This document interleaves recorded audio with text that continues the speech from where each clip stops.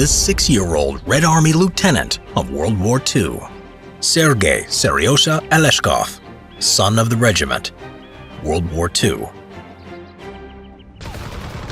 During the Great Patriotic War against the Germans from 1941 to 1945, the Soviet Union mobilized all of its resources to defend the motherland. Over 34 million people bore arms during the 4 years of the conflict, including women, old men, and youngsters.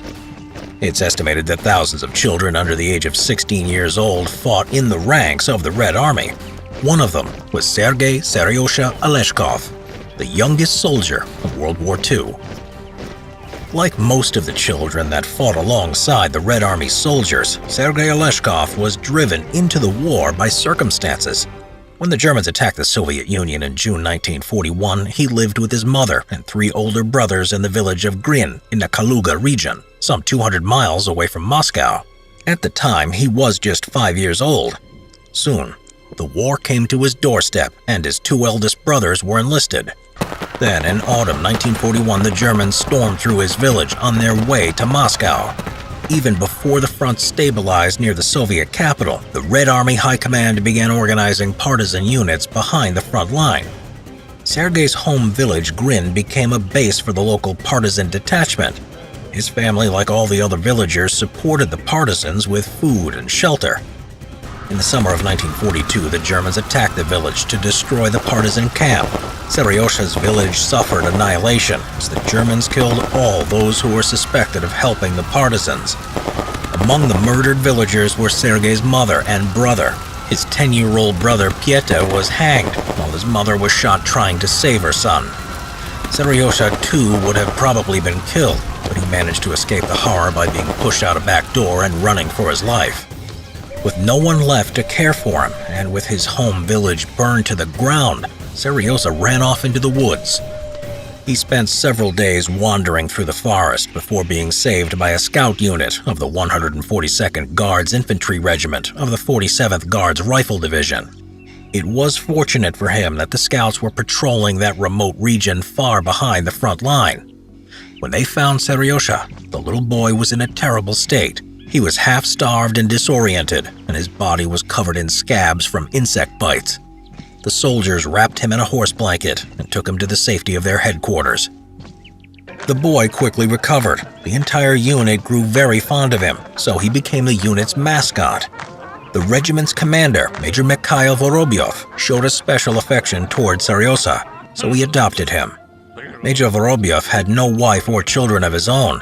Seryosha even suggested a suitable wife for the major, regimental nurse Nina Bedova, whom the boy was very fond of. For the major, adopting the boy was not only a choice of his heart, but also a wise decision. He knew Seryosha would not end up hungry in the regiment, as he probably would if he was put into an orphanage. That was the beginning of Private Sergei Aleshkov's war. In November of 1942, the 142nd Guards Infantry Regiment was transferred to Stalingrad. Sergei naturally went with them. He delivered newspapers and letters to the soldiers on the front line and sang songs to cheer them up. Overall, he was responsible for boosting the unit's morale and providing soldiers with the image of their kids that they missed so much. The unit kept him as far from the front line as they could, but the boy did his part in defeating the enemy. One day, as he was performing his usual duties, he spotted some suspicious-looking characters hiding in the haystack. He knew that he needed to rush back and report it to the HQ. As it turned out, these were German artillery forward fire spotters. The Germans were quickly disposed of, and Sergei received praise for his actions. On another occasion, he and his adoptive father, Major Vorobyov, found themselves in the middle of a German barrage. Vorobyov pushed his son to safety and jumped into a dugout, which was then hit by a shell. The major was wounded and buried under a pile of dirt and debris. Seryosha tried to dig him out, but didn't have the strength to do it, so he ran to seek help. A squad of sappers hurried over and managed to dig the major out of the dugout. On April 27, 1943, Sergei received a medal for military merit from the divisional commander in recognition of his bravery. Being always around his new father, Sergei considered himself to be nothing less than the commander's adjutant. Therefore, he insisted on wearing an officer's uniform, and he got one, a proper small-size version of the Red Army officer's uniform, with small leather boots, a belt, a cap, and binoculars. To indulge him even more, soldiers even made a small set of shoulder straps for the rank of junior lieutenant. Seriosa was very proud of his uniform and rank, but the latter almost cost him his life. While he was delivering letters to soldiers, a German aircraft spotted him. The first thing the German pilot saw was shiny shoulder straps. The pilot opened fire with his machine guns and wounded Sergei in the heel. Unfortunately, this was not his only close encounter with death. In May 1943, the entire regiment was crossing the northern Donets River. An artillery shell exploded near to the raft Sergei was in and threw the boy into the water. Sergei would have surely drowned if it wasn't for a quick-thinking soldier who jumped into the water to grab him. Another time, he was crossing the Dnieper River on the pontoon ferry with his father in a jeep.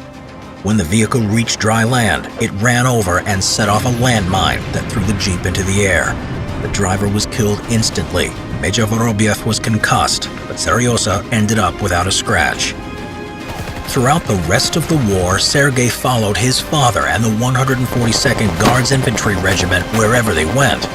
In 1944, while in position on the river Vistula in Poland, the commander of the 8th Guards Army, General Vasily Chuikov, paid a visit to the unit. Of course, he asked to meet Seriosa and was impressed with the boy. As a souvenir of his visit, Chuikov gave him a Browning pistol as a present. After the meeting, General Chuikov gave instructions that Seriosa was to be sent to the Suvorov Military School in Tula, where he remained until the end of the war. Nevertheless, Seriosa received the Medal for Victory over Germany in the Great Patriotic War of 1941 through 1945. Sergei's fragile health prevented him from pursuing a military career after the war, so he enrolled in law school. He worked in the prosecutor's office and as a legal advisor in the plexiglass plant. He died of a heart attack in 1990 in the city of Chelyabinsk. Sergei Seriosha Aleshkov was the youngest combatant of World War II, but his story is just one of many about children who fought in the war. In memory of those small heroes, the Soviet writer Valentin Kataev wrote the novel Son of the Regiment. That was precisely what Seriosa was.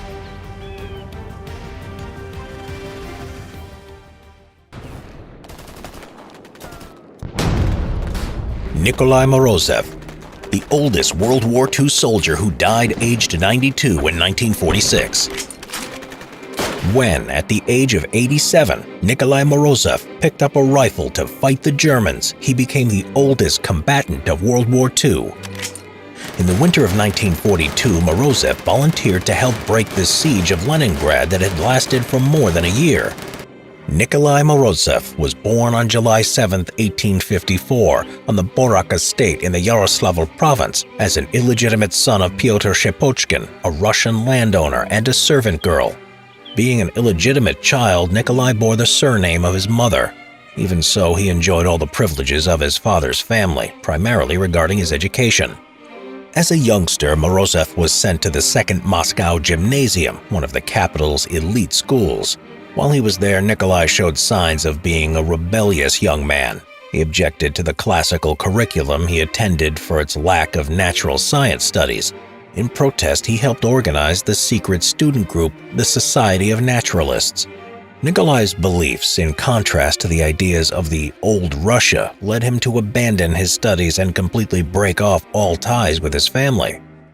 In early 1874, he gave all of his belongings away and joined the Society of the Circle of Tchaikovsky, the forerunners of the 1917 Russian Revolution. In order to join this radical society, Morozev had to study hard and spread the idea of revolution among the people. It was because of these activities that Morozev had to leave Russia for Switzerland. While he was in exile, Nikolai Morozev became an even more ardent revolutionary, as he became captivated by the works of Karl Marx, who he eventually met a couple of times in later years. He became a journalist, writing articles in workers' newspapers, and was also a member of the Geneva section of the First International. His activities in Switzerland had also brought him to the attention of the Russian authorities, and he was put on their list of wanted criminals. In March of 1875, Morozov was arrested and imprisoned while attempting to enter Russia on suspicion of revolutionary activity. 3 years later, the 193 trial took place, and he was acquitted. After he was released from prison for the first time, Nikolai Morozov continued his revolutionary work with the organization The People's Will by spreading subversive propaganda to achieve the goals of the revolution.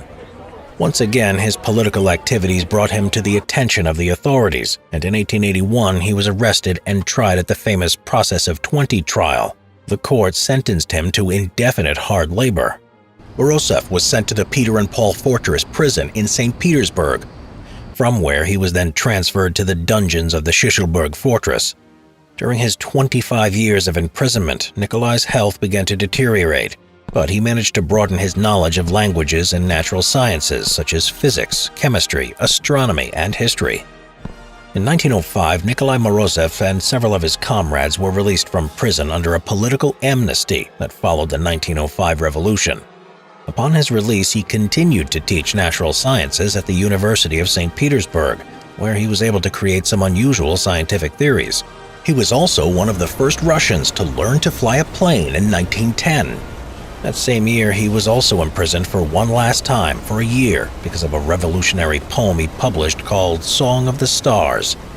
Strangely, after the October Revolution and when the Soviet state was established, Morozov decided to stay out of politics. He never became a member of the Communist Party of the Soviet Union. Instead, he was appointed director of the Lizgaft Natural Science Institute in Leningrad. It was a duty he performed for the rest of his life, eventually becoming an honorary member of the Soviet Academy of Sciences. When the Great Patriotic War started in the summer of 1941, Morozov was at his family estate in Borok. He stayed there throughout the entire war, giving refuge to his colleagues from the institute. At one point during the war, though, he went on a business trip that lasted for a whole month. During that time, he didn't have any contact with his friends or family, and his disappearance remained a mystery even to his biographers. Where did he go? What did he do? Many years later, a story materialized that Morozov had actually been allowed to go and fight on the front line as a Red Army soldier. Morozov was above everything else a patriot. When Germany attacked the Soviet Union and soon after appeared at the gates of the city of Leningrad, he felt it was his duty to help defend his country and his fellow Russians inside the besieged city. Morozov had been a revolutionary all of his life and had no problem in fighting for his ideals despite the fact that he was 87 years old. The problem was that the army was not willing to draft old men just yet, even though in 1942 they needed every man available. Every request sent by Morozov was denied by a local enlistment office. Little did they know who they were dealing with when, fed up with being constantly turned down for active service, he threatened to go right to the top and report the matter to Stalin himself. Only then did the enlistment officer give in and allow him to go to the front, but only for a month, just to shut him up. Under the pretext of going on a business trip, Nikolai Morozov was sent to the Volkhov Front. The Volkhov Front was first formed in December 1941 to hold back the advancing German army. It was disbanded in April of 1942, but once again reformed 2 months later as a part of the Leningrad Front. The front participated in operations aiming to break the siege of Leningrad, attacking the German units from the east. Battle-hardened soldiers of the Volkhov Front were shocked to see an old, gray-haired man with a beard who had come to join their ranks and fight the Germans.